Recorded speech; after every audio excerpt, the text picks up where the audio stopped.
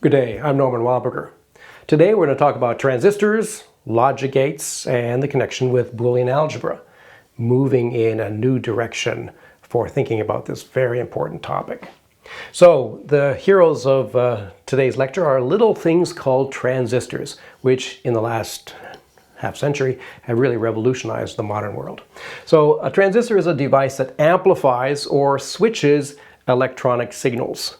And here's a diagrammatic representation of a transistor. It has three basic aspects. There's a collector, denoted C, an emitter, denoted E, down here. So we want current to flow from the collector to the emitter. And there's a base, B. And the idea is that a small current through B, send a little current through here. This is typically part of some larger circuit. So there's a little current going through here. And that will result in a larger current allowed to flow from C to E. So it's really a kind of a switch. There's C here and there's E here. And the question is, can we have current from C to E? It's like a switch, except that it's not a mechanical switch. It's an electronic switch.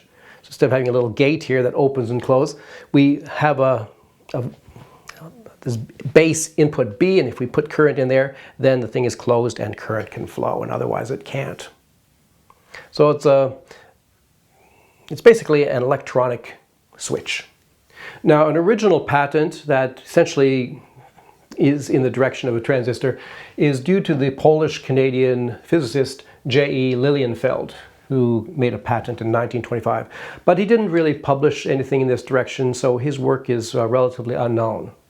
But the idea really gained prominence and was sort of discovered and put on the world stage by these three American physicists, J. Bardeen, William Brattain, and William Shockley, who were working for Bell Labs in New Jersey. In 1947, they came up with this transistor. So physically, a transistor looks something like this, a little bit smaller, of course, but there's a little box up at the top, and then these three wires protruding, which are the collector, the base, and the emitter. And the actual workings depend very much on the properties of semiconductors, typically silicon. So silicon has remarkable properties that you can coat it with various substances, and then its ability to move electrons in some direction or another is sort of dependent on what you've coated it with. So you can create this sandwich type of thing with different kinds of silicon, and then this sandwich basically ends up affecting, it responds to a voltage applied in the middle to allow voltage going across. So these transistors these days can be made very small, and they can be combined with other transistors to form networks called logic gates. And then these logic gates themselves become then new constituents which create often very massive boards or integrated circuits. So these days a small integrated circuit board can have millions or even billions of transistors on it. It's completely remarkable what the engineers and the physicists have been able to do. So I think nowadays the transistors are really operating almost at the level of individual electrons, like very minute amounts of current flowing through them. And naturally, I mean, if you have a billion transistors in an area like that, how's that going to work? Anyway, so really a remarkable kind of thing, all based on the properties of silicon. Okay, so a logic gate is a particular combination of transistors that form parts of circuits and that end up transforming certain inputs to outputs in a kind of logical way according to laws of logic. And so very simple examples of such things is, say, this one here, which just takes an input A and outputs A. So we see a little circuit. There's a battery over here, so it's driving current around. And here's a transistor. Okay, there's the base, collector, emitter. And so if we have a current flowing through here, so if this is closed, then there'll be current flowing through here, and then this transistor will be activated, allowing current to flow through here. So the current can then also flow through here. There's maybe a lamp there or something that will light up. So when we apply A, then this thing here will also light up. So it's coherent with the input. We input A, we output A here. This is an inverter. It's a little bit more complicated, kind of a variant, where we go from A to A bar. So here, if A is closed, there's the gate there, then this thing allows current to flow in. That means the transistor is activated. But now the current can flow this way around. It doesn't have to go through the lamp anymore. Okay, so the lamp will be off. But if we turn this thing off, then the transistor is no longer functioning. There's no more current allowed through there, and so the current is going to have to go through the lamp or the output there, and that will light up. Okay, so this is inverting A to A bar with that symbol there.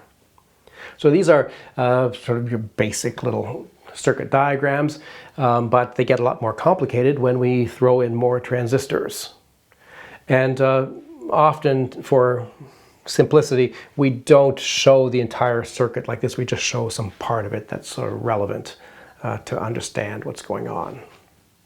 Okay, so let's have a look at the AND gate, which is a very important gate, which takes two inputs A and B and outputs the product A and B. And you see that it's created with these two transistors, which are essentially in series. Okay, these are little resistances here just to make everything go smoothly. Here we have a voltage source up here and maybe ground here. So generally, let's say we have current flowing through there. Okay, then if both of these are off, then both transistors are not functioning. So there's no current allowed here or no current allowed there. And so then there's not going to be any current flowing through. In fact, if one of them is off, then there's no way current can go through, so there's no possible output. On the other hand, if we do have both of them on, then both of the transistors are activated, and we do have the potential of getting output. So that's why we have an output just when both inputs are on. And in this context, 0 means no current, and 1 means current. So we're switching to the standard usage of zeros and ones in modern electronics, as opposed to Shannon's rather inverted usage in the previous lecture. Here is the standard symbol for the AND gate, and it's denoted by a product, and we're going to reserve the name with the star product for that. Okay, so that's in keeping with the Boolean operation that we worked with Shannon and with Huntington. So here's the OR gate, which is basically two transistors, but they're now in parallel. So our voltage source here, and then there's one line coming down here, and another possibility going here, and they're in parallel. And so if one or both of these transistors has input, then the transistors are activated and current is allowed to flow. So we get flow when one or both of them are on. But if they're both off, then both transistors are closed and there's no current that comes through.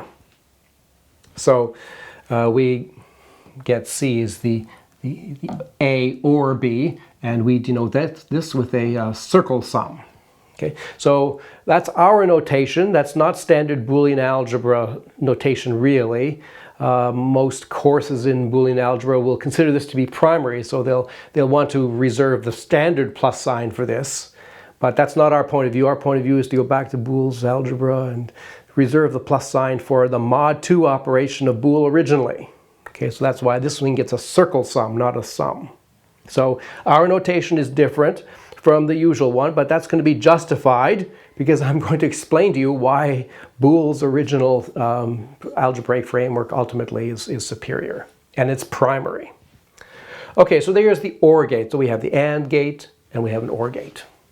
Okay, here's a configuration of an XOR gate, which, as you can see, is more complicated. So we have inputs A and B, we have an output C here, and the result is to give us the exclusive OR operations. So this will give us output when A or B are on, but not when both of them are on.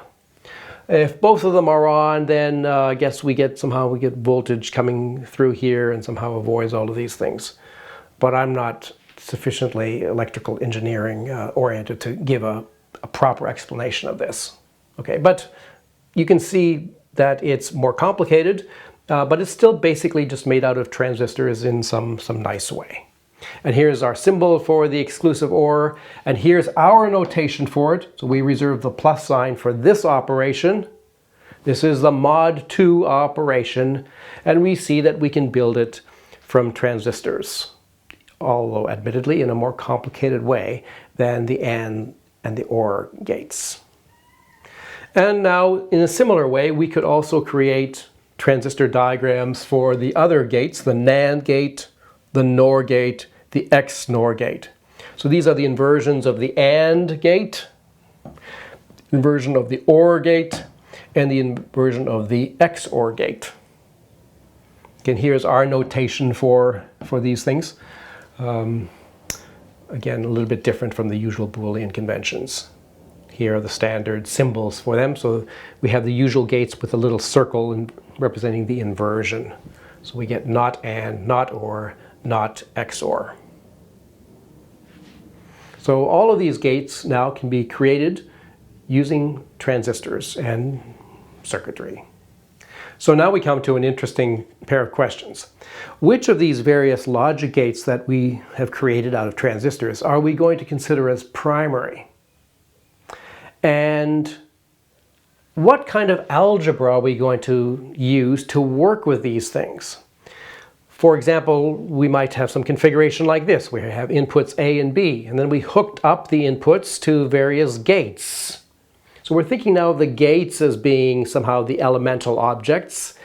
The transistors are no longer visible to us. It's really the gates themselves which are the atomic objects. So here there's a little NAND gate inputting A and B, and here's an OR gate also inputting A and B, and then here's an AND gate inputting the results of those two. And we might want to know what's the cumulative effect of this configuration of gates. Okay, so there is a 20th century answer, which is the one that you find in all courses in electrical engineering on this subject, which is that the fundamental gates are the NOT, the AND, and the OR gates. Those three, okay? They are primary, and the algebra that we use to manipulate all of this story is the Boolean algebra. The same Boolean algebra that Shannon used to describe his kind of circuit analysis, which was admittedly in a parallel but slightly different direction. Now, there's good reasons for this. So first of all, we can see that the AND and the OR gates are very easy to build with transistors. So it's natural that they are sort of thought of as being sort of primary. The other ones are more complicated. NOT, of course, is also reasonably easy. So that's one reason. The other reason is that the electrical engineers already had Shannon's explanation of Boolean algebra. So the Boolean algebra was already there with Shannon's work on his kind of circuit analysis, where we almost have mechanical switches. So it wasn't such a big ask to just take that technology and apply it directly to this situation, because we have the same truth tables appearing. Right? The same truth tables are appearing here as they appeared in Shannon's work. So the same reduction formulas, the same algebra is going to apply. So it makes perfect sense that this was used. And this was spectacularly successful. I mean, in the history of mankind, there probably has not been a more technologically fruitful stream of development than represented by this electrical engineering journey that we've seen in the last 50 or 60 years. Just transforming almost every aspect of the modern world. Computers, mobile phones, everything runs on these things. It's remarkable. And the amounts of memory and power that they've been able to build into incredibly small machines, it's just mind-boggling. It's really an incredible achievement. So it's a big ask to question the validity or the efficiency of this paradigm. But that's what I would like to do gently. Okay, I would like to question it. Not that it's wrong, it's certainly not wrong, it's incredibly effective, but I believe there's an even better answer. There's an even better technology which will simplify this story, in some cases quite dramatically, and that's to use XOR and AND as the two primary logic gates so there's only 2 of them, not 3 of them, and to rely on the algebra of Boole, the original algebra of Boole, to lay the mathematical framework or foundations for circuit analysis. So to convince you of that, we have to look at what kinds of questions the engineers are going to be interested in. If you're doing circuit analysis, you're doing logic gate work, what kinds of things do you want to do? And why might it be that the algebra of Boole is better? So I have to justify why it is that we're going to go back to George Boole. So we'll start that in our next video. I hope you'll join me for that. I'm Norman Wildberger. Thanks for listening.